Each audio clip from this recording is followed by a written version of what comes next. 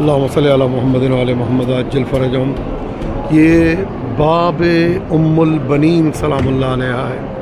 یہ وہ دروازہ ہے جو بی بی ام البنین سلام اللہ علیہ سے، ایک قول کے مطابق جب بی بی ام البنین سلام اللہ علیہ کربلا آئی تھی تو اس مقام پہ اپنے کو گرا دیا تھا کہ یہ وہ جگہ جہاں پہ میرے بیٹے عباس کے اللہ اکبر اور بے ہوش ہو گئی تھی اس مقام پہ۔